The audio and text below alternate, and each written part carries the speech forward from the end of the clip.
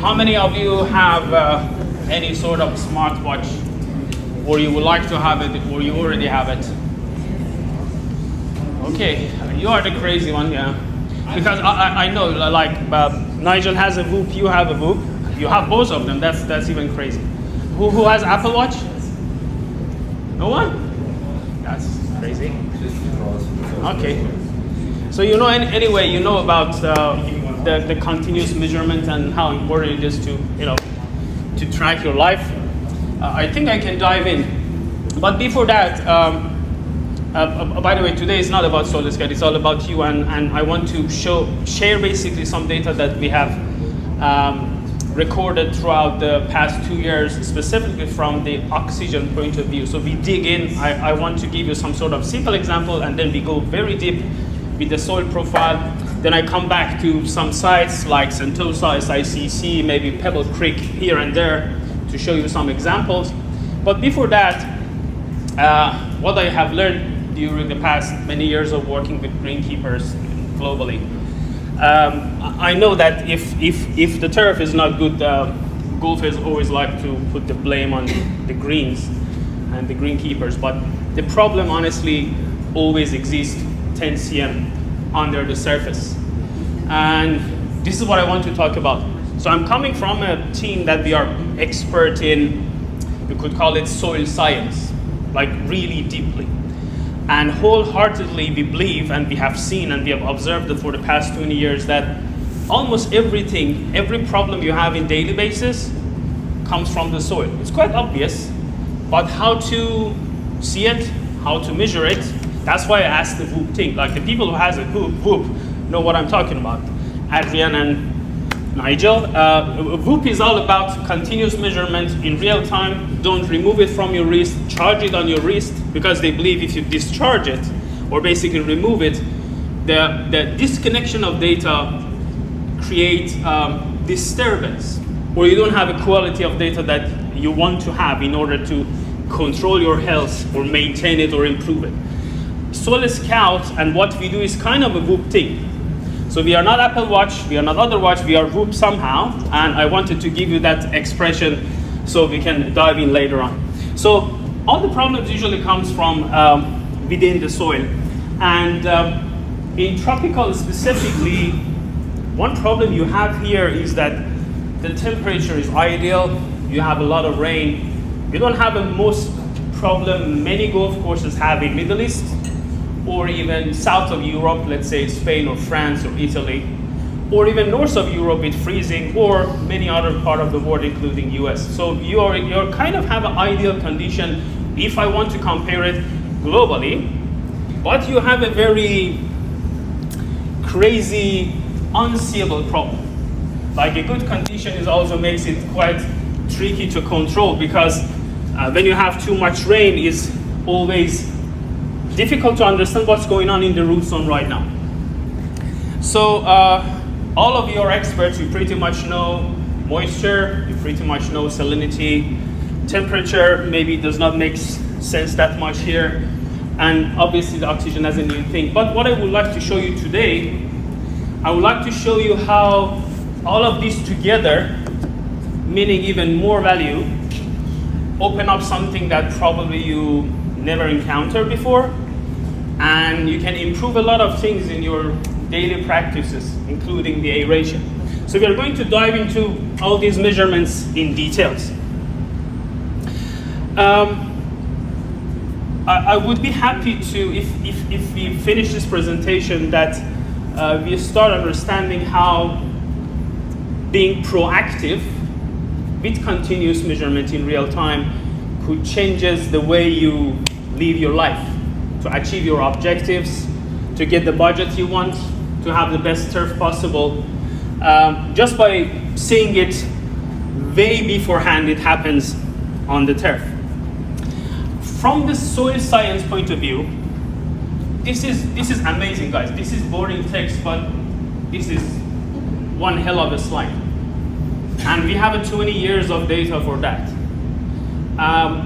With the sensor in the root zone, you're always 7 to 10 days ahead it's like you're some sort of magician that you can forecast what will happen next week, up to 10 days.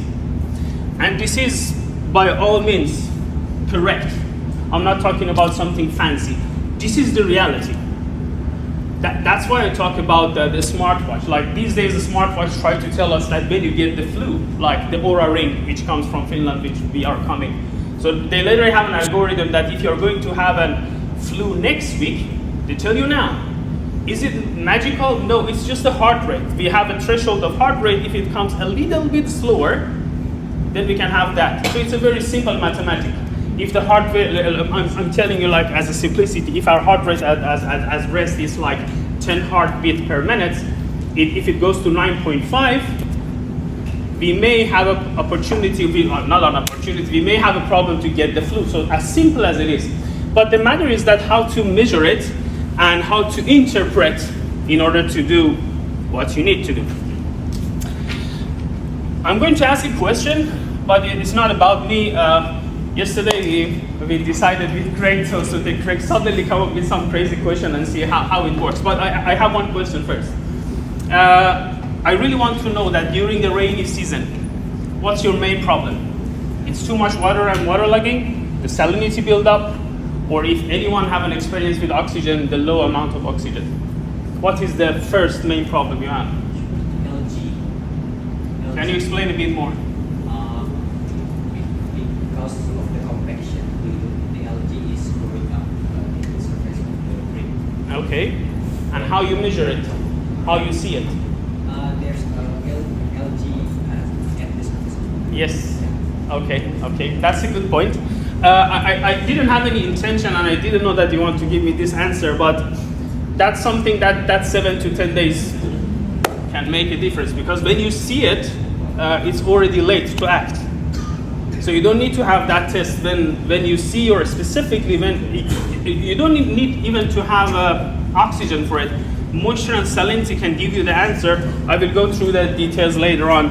I got one for you. How about Disease pressure? anaerobic conditions, so lack of oxygen in the water? Yeah, that's something we dive in, and that's also interesting because in our company also we are learning. It's not something that we know everything about it. Pretty much in every climate, everything is different. Like the amount of oxygen, the change, the way it recovers, it's very different. It varies, but we have some idea about it. Like the timing of the aeration is quite important. That it's not been such a standard in industry before. Like we have a specific schedule for aeration.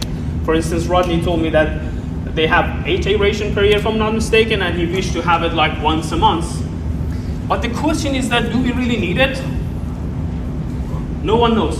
But if you have a data point to see, basically oxygen try to show us that, yeah, I'm going to the critical condition, I need some air, do the aeration, it's good, right? So you have some feedback from your soil to see whether you need to do the aeration or not. So we believe oxygen is literally a hidden hero by all means.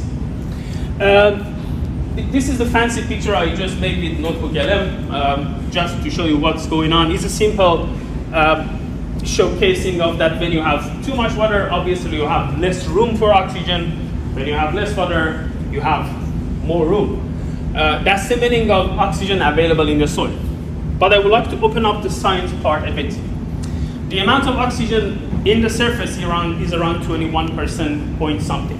Depends on where we are in the world, 21 and more.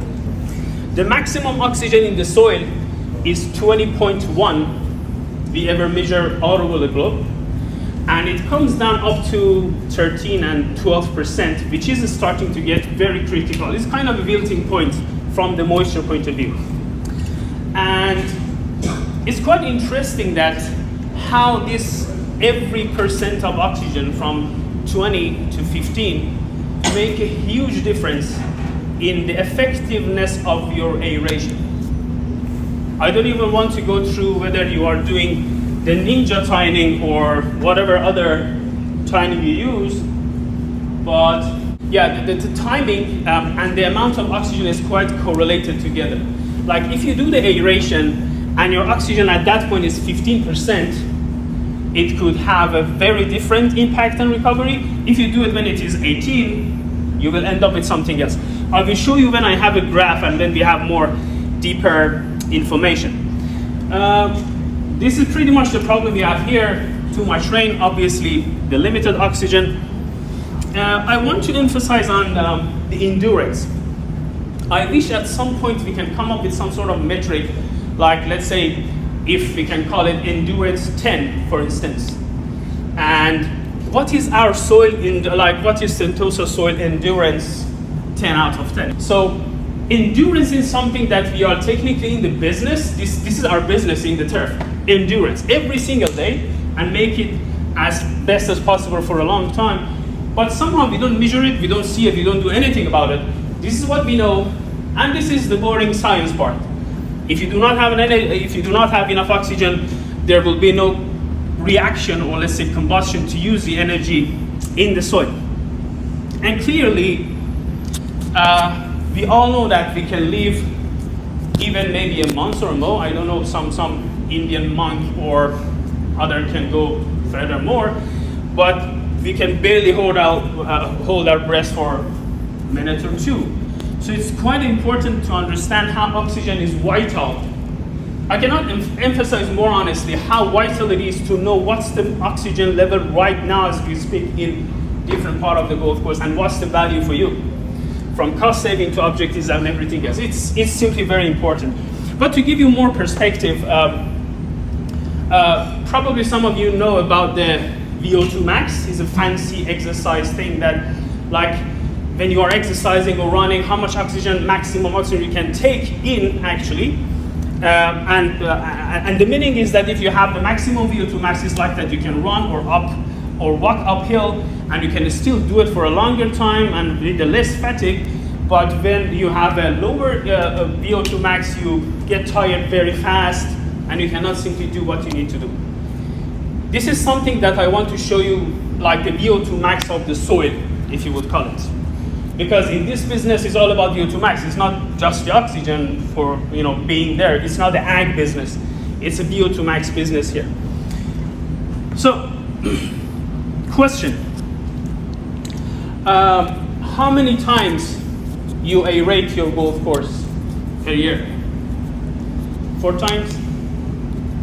6 times. 6 times? Hafiz?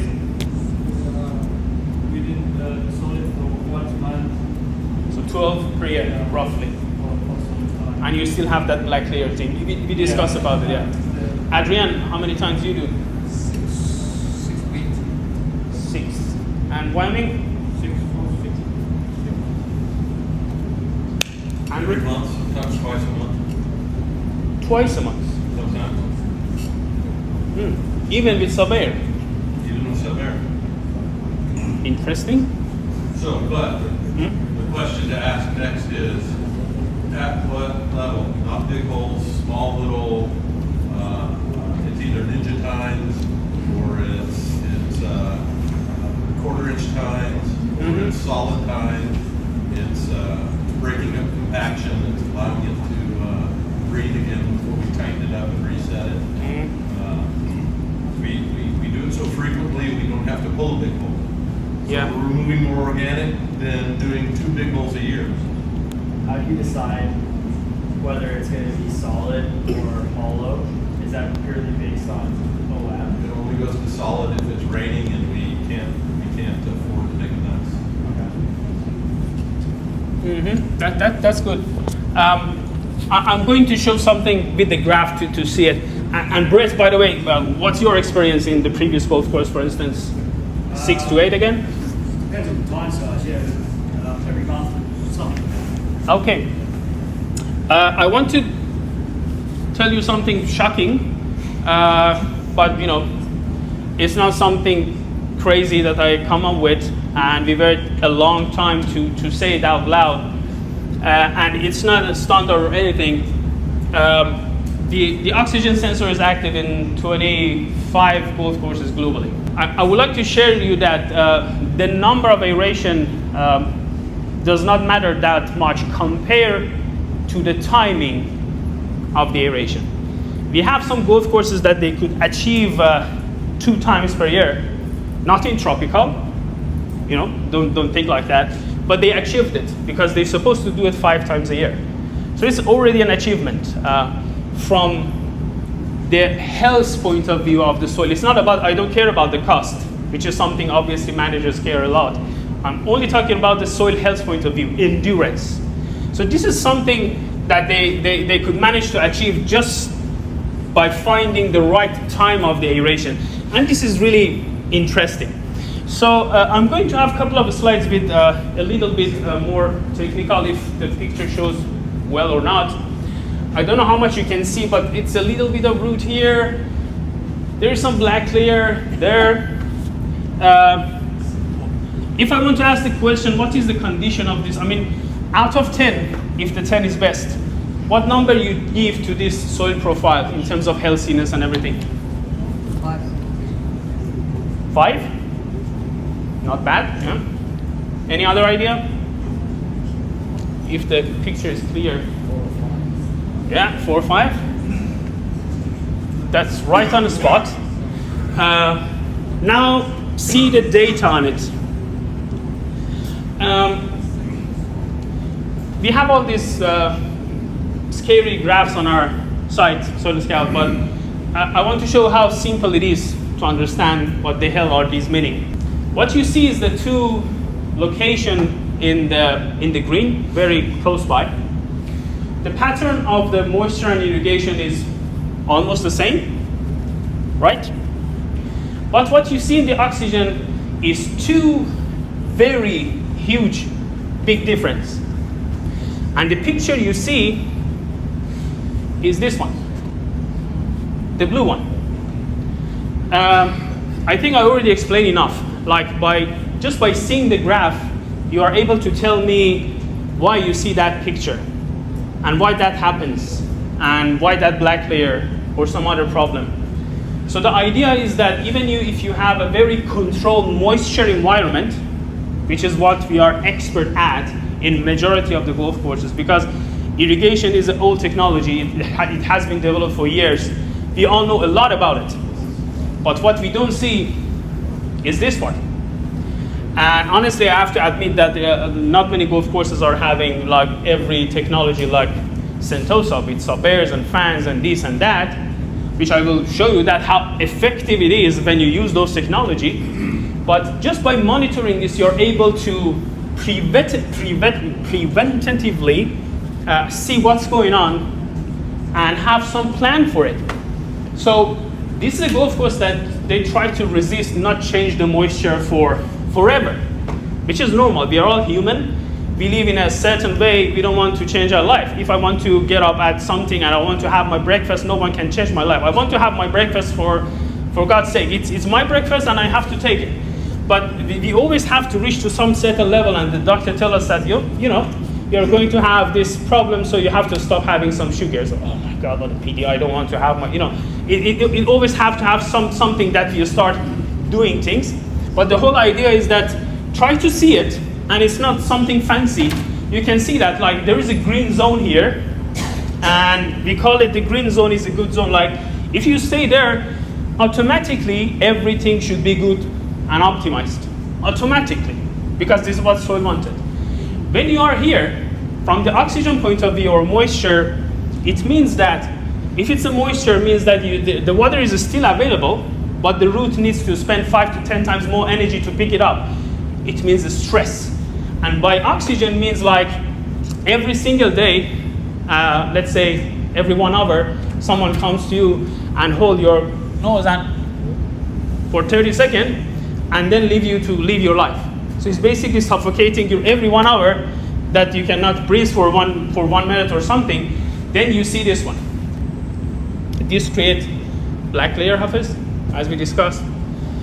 This creates disease stress a lot. And the interesting part about the soil is that it can spread out faster than you can even able to control it. Because for instance, when you reach to this level that you already have a black layer, it is late, but can you fix it? Yes, but it is more costly, more stressful, and you have to do a lot to be able to fix it. Just by seeing it, you are able to change this problem. So if I want to ask the question, if you have this condition, what's the first thing you do to make sure this comes up? What's the first thing you all do? Yeah, you do aeration. Is it working or not? That's a different discussion. I can show you. I'm not sure. That's the whole point of having this one, because you do aeration, you will see whether this recovers or not. It recovers in 24 hours, or it recovers in a week or two, or God's sake, we need to see it. And I will show you all the examples. We just do the aeration, but not now, obviously, as soon as possible, before this drops to the yellow zone. So this is just an example. And the table on the left top is basically show you the levels you don't want to be, but you don't need to know that, stay in the green zone. The second picture is very similar, but give me the ranking out of 10. 8? You got a nice top dressing layer kind of at the top, and then it gets heavier towards the bottom of the Yes, profile. yeah. And the picture is not perfect, but like here you have black layer anyway. Okay. Yeah. There is a thing about the top dressing that you love. Top dressing, when you have oxygen, you can see it. That's amazing. Like that's why, again, it's like a watch. You see all the things that it gets you engaged. When you use the top dressing, all the bacteria and chemical activation goes to whatever percentage goes to 100% on top surface very fast, like very fast. When you use it in half an hour or even sooner, everything starts. The bacteria start. Yeah, they have a lot of oxygen, they have a lot of nutrient to uptake, so you start activation. What you create in that condition, that they create some sort of suffocation in the root zone. You don't want to. The whole point of top dressing is to make it better, obviously, which is right. But if the top dressing done when the oxygen is already 18 or 19, nothing happens to the soil. Actually, it rests. It likes the upper body of the soil starts having exercise. The lower body have some rest sitting. It's like this. Something like that. Which is fine, but you need to see it. If the oxygen is lower, you're gonna have all sorts of problems. This is the data for that picture. Which of this graph is that picture, if you want to tell me? There are 3 different points. Which one is that picture?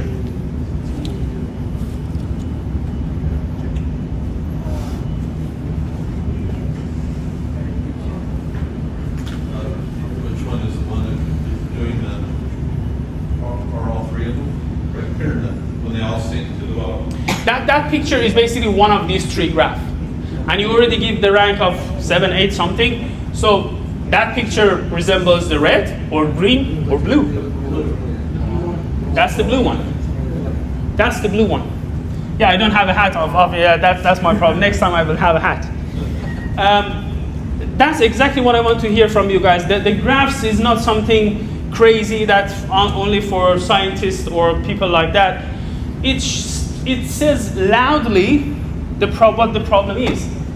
In this golf course, this has been, all these pictures in the control environment. Like before we took this one, we wanted the golf course to do the exact same thing what they do every single day, and then we have this comparison. And now I want to open it up more. So basically what you see is that the red and green, don't look at this part, I will explain that. The red and the green has been almost the same in the green zone. They were good. But blue starts declining from literally here. And I don't show you all the picture. I don't show you the moisture. I don't show you anything. This is just the capture of the oxygen.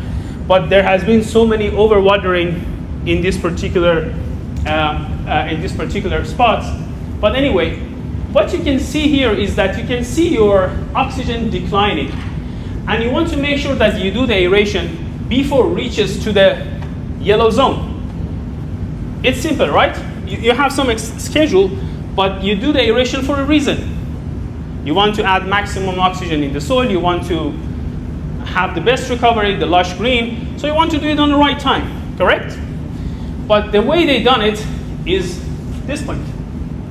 And you can see it jump back up quite fast, this point. And this is the aeration. But what you see, why it drops down fast again? What's the main reason? Is it the type of aeration they did, or is the timing was wrong, or some other stuff? What do you think? Well, probably removing a core, you're actually going to create more space for micropores. Okay. Versus just forcing air into the profile. Yeah, but this is 30% of the scenario. Or maybe tulah aeration, but later tulah top adjustment, so the hole become go back. This is the case. So they did the aeration. First of all, they did two things wrong. They did the aeration very late. They're supposed to do the aeration around here. They did it that time, like a week after. I told you always have 7 to 10 days before, easily. It's not magic, easily. So what they did the aeration in at this spot, and we have we already have a validation of data all over the world. When you reach to 13%, you are already in trouble. The recovery may take a long time. It could be from 48 hours to 3 weeks. Depends on where you are living. If you are in the Nordic, you're already done. You cannot do anything about it. But in this condition, the recovery, if it should be maybe a 24 hour, it could go to maybe 3 to 4 days, which is still a disaster for you. Because during that 3 to 4 days, if you use any fertilizer, cannot be consumed. If you use moisture, you are literally waterlogging. Because there is no oxygen to dilute, to use. It's a live mechanism. Everything works together. It's not moisture only, oxygen only, fertilizer or salinity only. They work together. And they are the piece of the puzzle. So you need to see everything in that picture. So it was two things wrong. The time of the aeration plus the top dressing immediately after. Some greenkeepers does that. But I just explained it for you how top dressing is bad when you already have a limited amount of oxygen in the root zone. You don't want to create a condition that all the surfaces start using maximum oxygen and they don't give you a chance to start having the oxygen there. Simple, right? When I said air injection, I was thinking like air to G2 versus actually taking the core. That one is also interesting. We are testing it two golf courses in Europe. I don't know, I can even say it or not, but let's say, looks like air to G2, better somehow, but we don't have enough example. It has to be done in many different courses, so we know it. So I cannot solidly say, but in that golf courses it's possible, yeah. By the way, what you see here is the winter connection. It is the winter, and it's recovered back to, so this is minus something temperature. The last one, I don't want to get you bored, but what number you can tell me out of 10? And this is the black layer here. Looks like you can see an aeration channel Oops, sorry. with the lighter sand. Maybe. Any idea? Give me a number out of 10. You tell everything correct, Proctor. Any? Is that hard? Okay. Let's not give any number. That was actually a good one. There was a black layer, but that was minor. When you have black layer in different depths, you are already in trouble because it's like it build up, you missed it. Build up, you missed it.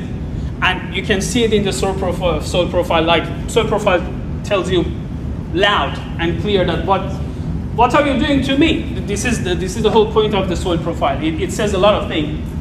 And that black layer is basically these two locations. So this is the example that we try to understand how long the recovery could take, what's the effect of black layer, and what's the effect of top dressing, plus the timing of the aeration, all at the same time. What you see here in the green and the blue one is aeration per month, fixed schedule, and works for them. You can clearly see that it simply works without any problem. What you see here is again aeration. When it reaches to 13, 12, it recovers back, but it already has a stress, comes down again. They need aeration, it goes up, come back. But to recover it back to the ideal zone of the green and blue one, you can see that it's 3 weeks or something from maybe this point to there. 3 weeks. I don't want to say everything is wrong, like when you are here, still fine, but you're losing your energy, you're losing your fertilizer, you are prone to compaction and so many other stuff. So the timing of the aeration is, based on our observation still, is really, really a key to observe. So this is just an example again, but it's I just wanted to show that what you want to see in your soil profile, and it's a good practice to do it every now and then. I don't know if you have any specific schedule for it, but these layers tells a lot of information when it comes to gathering the data and start interpreting if you have a sensor too. Yes, Andrew? Is there any data about timing aerification and, Yes. and insect activity or nematode activity, with hatchings and so on? Is there any data that suggests that there's a way to improve those things? Yes, there is. It enhances those things. There is some. The problem we are having right now is the customer data privacy. We're trying hard to publish something. That's why we start with Texas to see whether we can actually publish this sort of stuff. Hopefully, before the World Cup, we have things to publish. That's the plan. But the customer privacy gives us, basically it's tight our hand to say a lot about them. Like I have a very limited chance to open up like your site like today, because I'm not able to do so. It's your data unless I'm here, and that says a lot of things. But yeah, we have something. This is also something that we've seen a lot. This is the condition you don't want to be in. If I want to make it simple and easy to digest. The last example was showcasing that.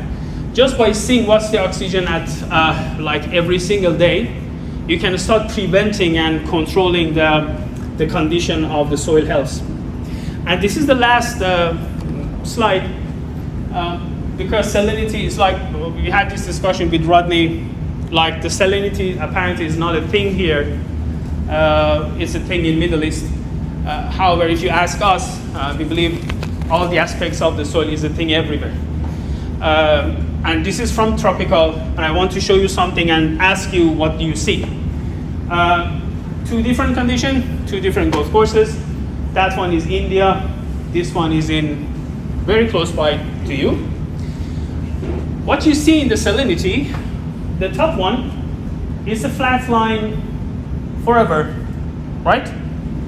The bottom one, you see some actions and reactions.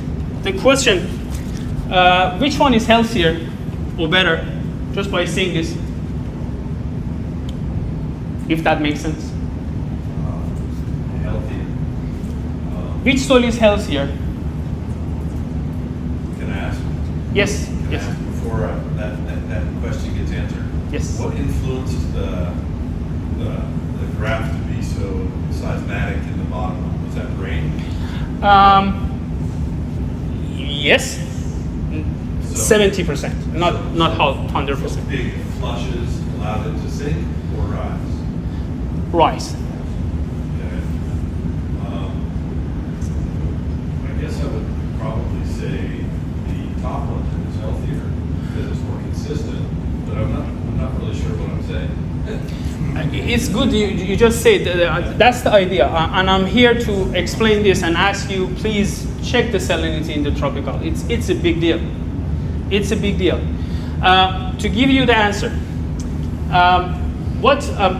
The healthy salinity from decisiemens per meter is between 1 to 3 decisiemens per meter. So as long as you're in that range, everything is healthy.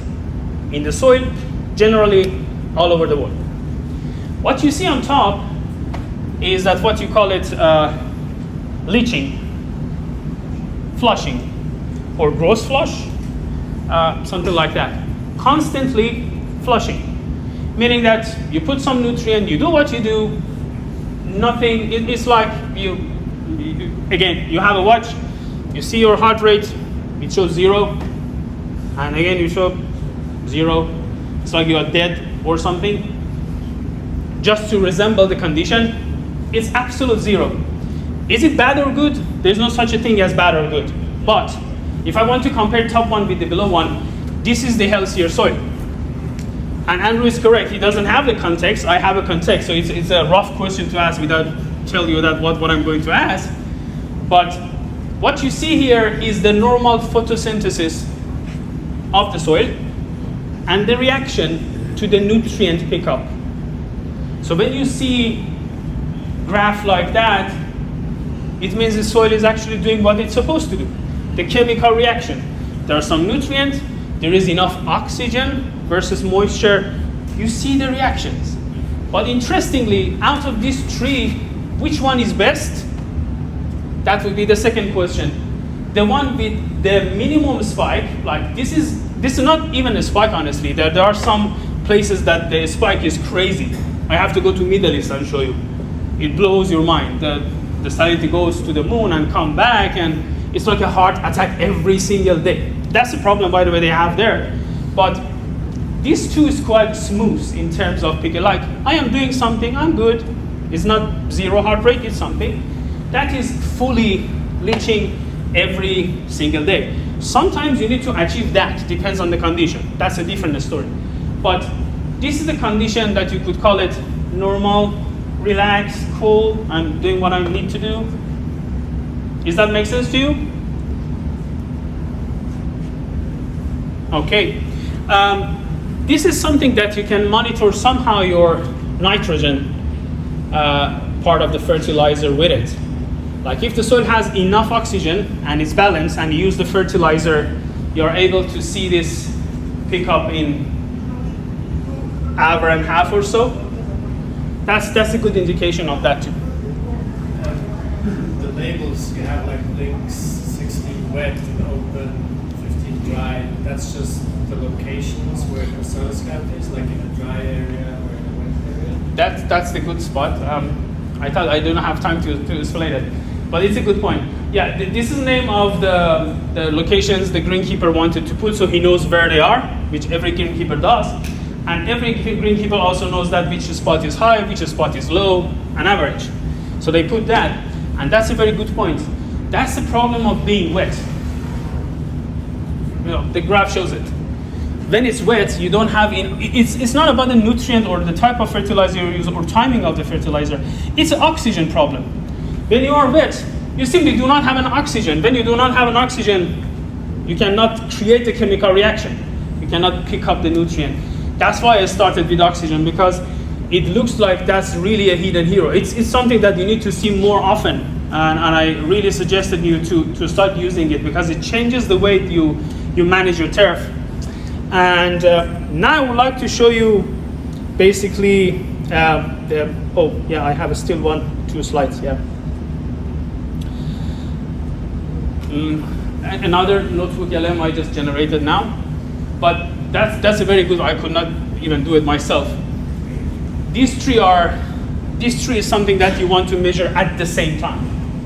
Please, please, please see your moisture plus salinity plus oxygen at the same time. See the correlation together. I'm going to show you right now, but see them together, because I remember many years ago, and still some people ask me, what's the right moisture for me? Technically and fundamentally, this is the very wrong question to ask, but I understand. If you do not have a right sensor or anything to measure, obviously you are going to ask this question. But there's no such a thing as right or wrong in this business. You need to see, the soil gives you the feedback, and you can see whether it is right or not right. And I also cheated because Andrew said it and I just put it as a presentation here, but that's correct. What I want you to do is this compounding effect. We all know that if you want to be a millionaire, we have to start when you are 16, 18, put $100 per month. Eventually at the age of 50 something, we are a millionaire. It's a simple math. So the compounding is the same thing that we have in the turf business. We want to compound things every single day. Every single improvement, you will end up in a better condition with less cost. It may look costly at the beginning to have a sub-air, obviously, but you end up somewhere that you don't even expect. And let's go to Sentosa and see it yourself. This is 6 months. Guys, if I have some sort of award, I would like to give it to Sentosa by all means. Like, thank you for whatever you do, Rodney, Brett, Andrew. It's really amazing. Like, honestly, we have so many golf courses. It's impossible to see oxygen constantly be in the green zone, cool and calm and just be there. This is crazy to achieve. It's almost impossible, I can tell you, unless you have a technology and know how to use them. And this is 6 months. If I go to even more and more and more, you will see the same consistency. For God's sake, it's just there. Because I'm here to find some problem and solve it. There's nothing to solve. There's nothing to solve. It's just there. I go to some other golf courses, you see it yourself. I'm not saying that just because I'm here. This is extremely hard, and this is also the water balance. Always almost in the green zone, like forever. I cannot even, keep my plant at home. It dies every 3 months. I have to buy it again and buy it again. And my wife said that you have to be bigger. I said, no, my God, I don't want to spend like 500 euro for a tree and then it die. It's difficult. It's difficult. You need to have something to achieve to this level. And just to give you some example, these are random. I never choose them. I just open up the site. One of the other customer, to tell you my point, Sentosa, that green line there is the field capacity. We write down FC, the capacity of the stomach of the soil. How much soil can eat or drink to stop, not over irrigate or under irrigate. What you see in Sentosa is that obviously irrigation always goes up, but settle downs in the green zone. Here, I want to go a little bit deeper. You can see different irrigations here, and the soils try to keep it cool with balanced oxygen up to some point. So it manages up to here, here, and there. Problem starts from here. The first time they over-irrigate up to 50%, this point. From this moment, the first decline of the oxygen starts happening from 18 to 16. 2%. I want to give you some other scenario. We don't have any standard for it, but I want to tell you what's the meaning of this percentage. When you do, let's say the ninja tining, for instance, at best, you can recover your oxygen by 1.2 or 1.3% after that tining. At best.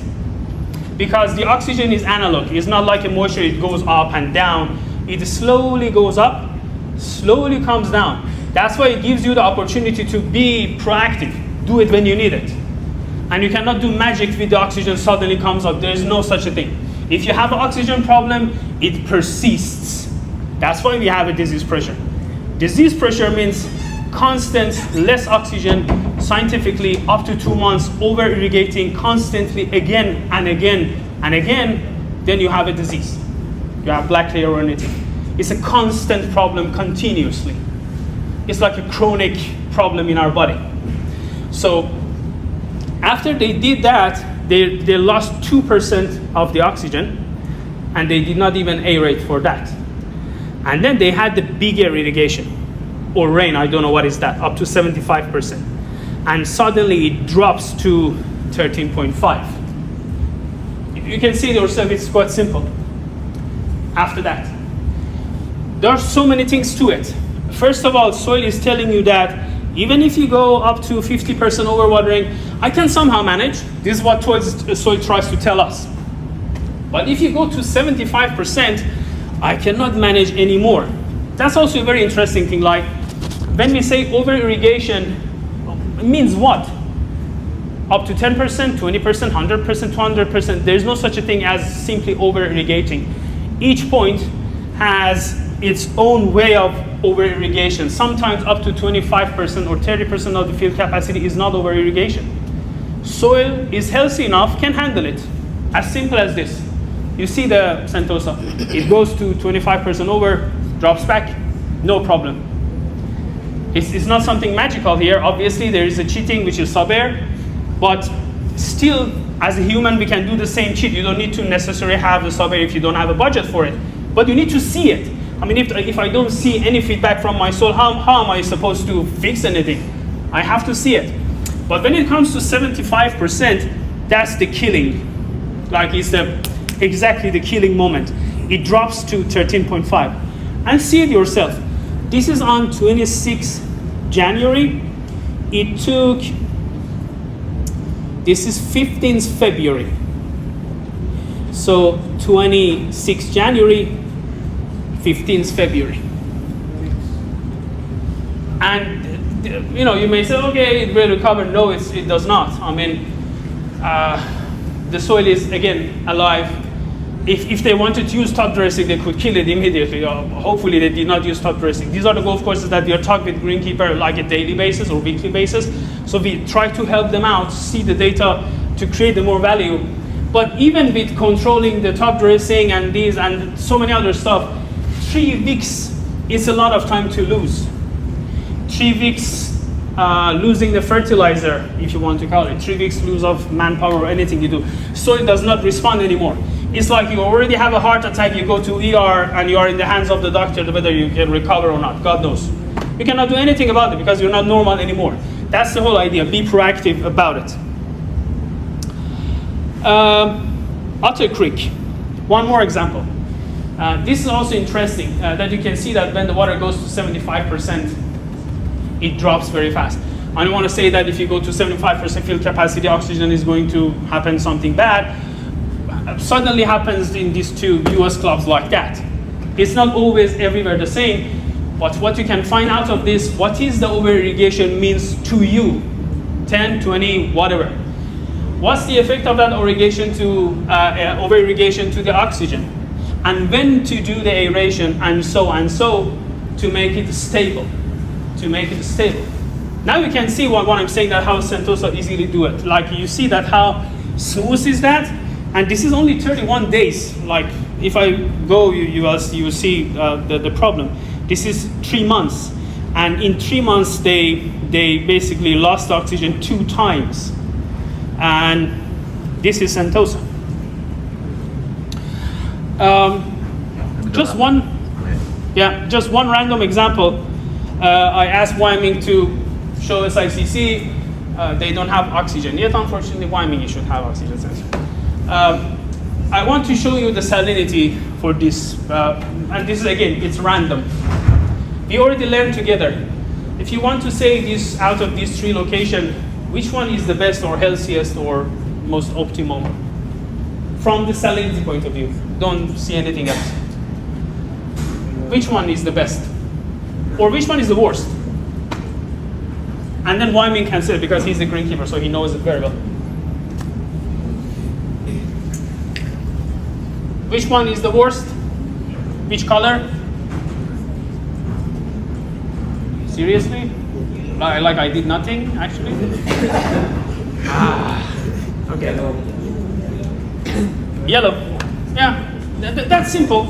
We just discussed. Like you don't do. You're human. You have to see it. You have to stand. You have to breathe. You have to do something. If you are like that one is like you are constantly like this forever.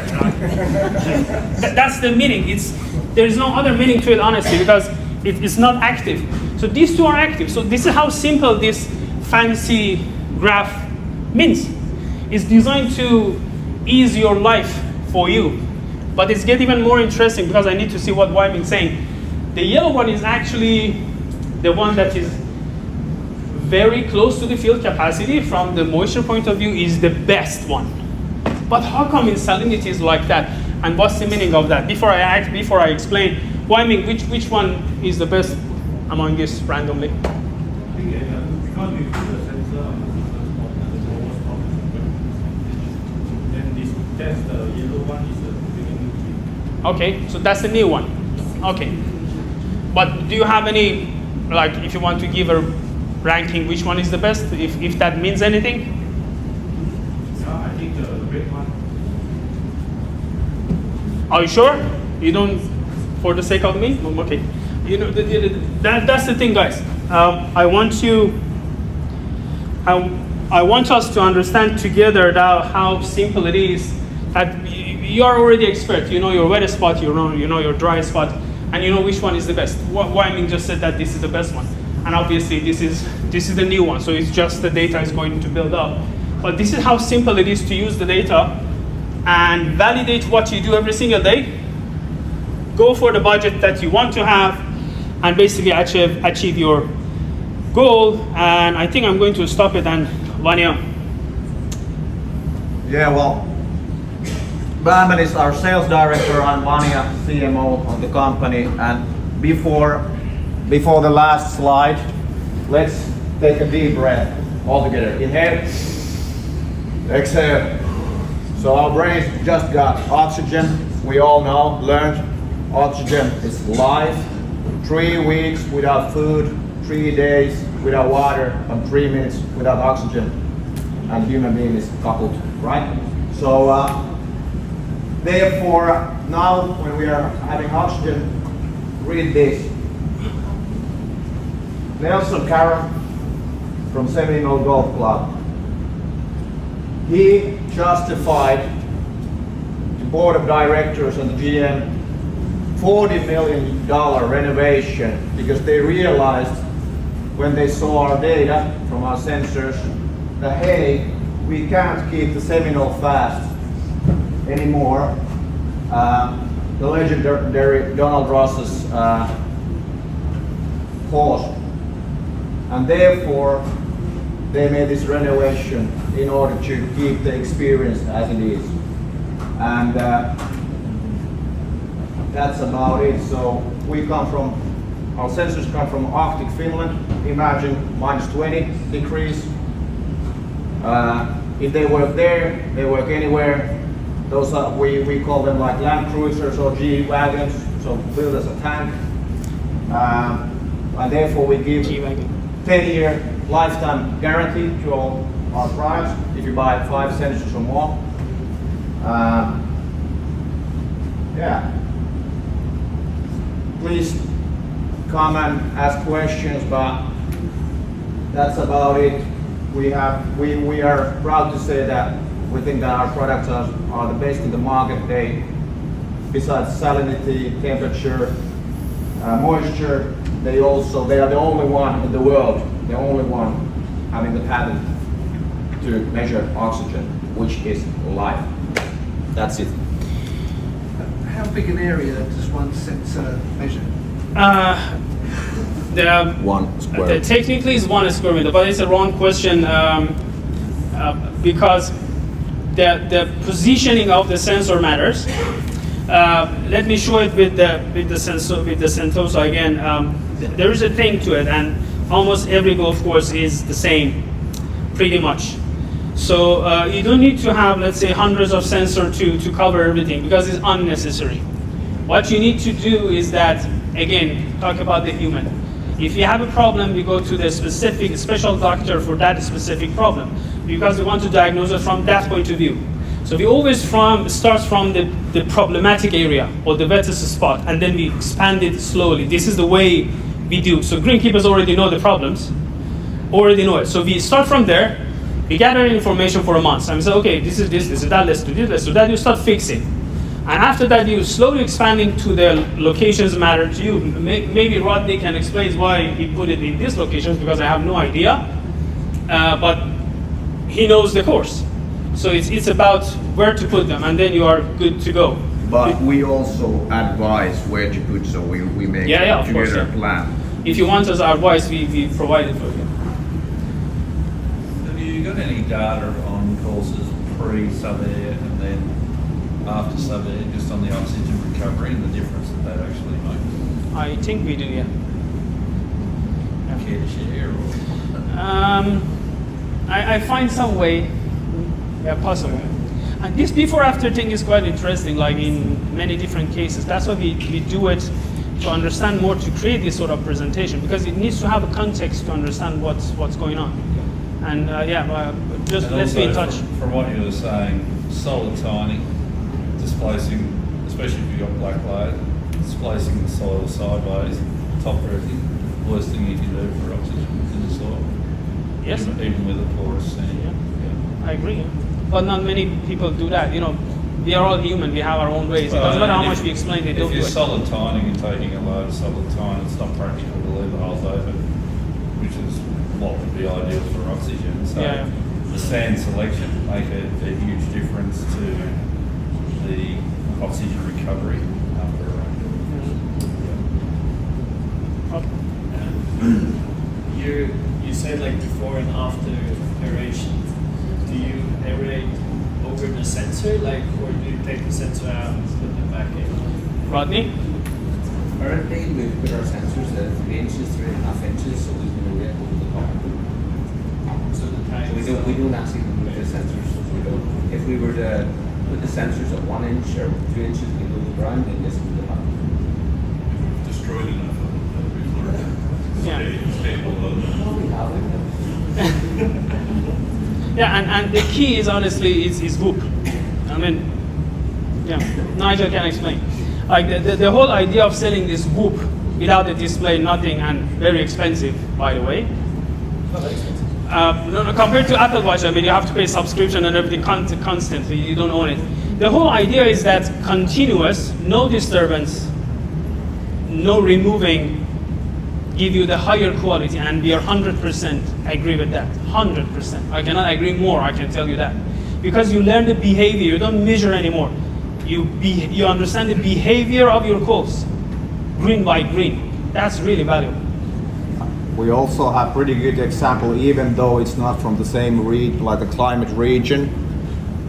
We saw the Seminole example, $40 million renovation justified with the the data, but we also have pretty good example from Arctic region, even though it might not be as relevant here.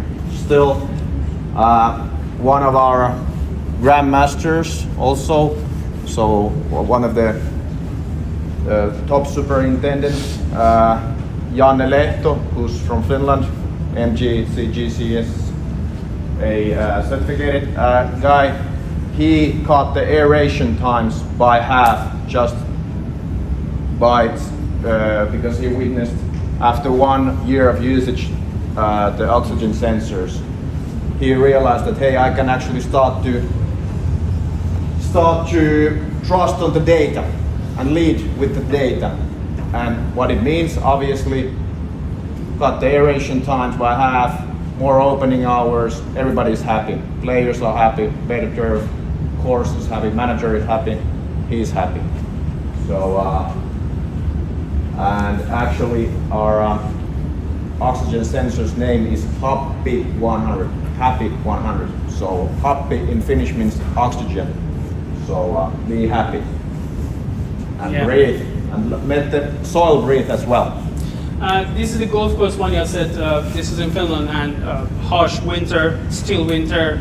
I don't know when it's finished. It starts November. Having the oxygen like this without sub-air in Arctic environment is also a distinctable achievement, I would say so. And he managed, Janne managed it. And the one I just get it out of the picture is the freezing, because the soil starts getting -5, so nothing works, so it stops. No chemical reaction anymore until it comes back. But there is a thing in the Nordic that they use it for recovery, to make sure that, like, before the freezing happens, they put some sort of blanket for the people who have the golf course in that sort of condition. Before it starts suffocating, they put some blanket and they use some sort of heating to make sure that it recovers back when it's in end of March or April, so they can have a business 1 month or sometimes 1 month and a half before every other golf course. That's a business in the Nordic part of the world, just by seeing the oxygen. Even though we can all survive 3 weeks without food, maybe we should soon start eating. What do you think? Yeah, that's a good point. Yeah. If you have any other questions, please, or then we can discuss later with them. Thank you for listening, guys. Appreciate it.